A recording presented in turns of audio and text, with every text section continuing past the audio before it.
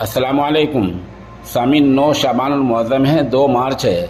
ख़बर का उन्वान है इलेक्शन कमीशन और इलेक्शन कमिश्नर, इन दोनों ओहदों को लेकर सुप्रीम कोर्ट का ऐतिहासिक यानी तारीख़ी फ़ैसला।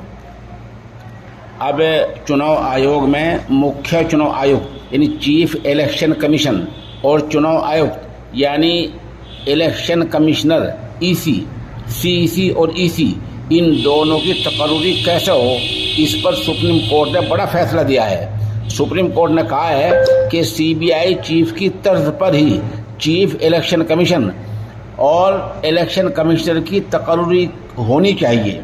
सुप्रीम कोर्ट ने अपने फैसले में कहा एक कमेटी बने जिसमें वज़ीर-ए-आज़म और पार्लियामेंट में अपोजिशन के लीडर और चीफ जस्टिस ऑफ इंडिया शामिल हों। 3 आदमी शामिल होंगे, ऐसी एक कमेटी बननी। इस कमेटी की जो सिफारिश होगी वो सदर जमहूरिया के पास जाएगी और सदर जमहूरिया उस पर फैसला देंगे। अदालत ने यह भी कहा कि अगर कमेटी में लोकसभा में अपोजिशन नेता नहीं है, अपोजिशन लीडर कोई नहीं है, तो फिर सबसे बड़ी पार्टी के लीडर को इसमें शामिल किया जाना चाहिए। सुप्रीम कोर्ट ने यह फैसला उन अर्जियों पर सुनाया है जिनमें चीफ इलेक्शन कमीशन और चुनाव इलेक्शन कमीशन की तकर्री के लिए कोलिजियम जैसे सिस्टम बनाने की मांग की गई थी। ये फैसला फाजिल जज KM जोसेफ, फाजिल जज अजय रस्तोगी, फाजिल जज अनिरुद्ध बोस, फाजिल जज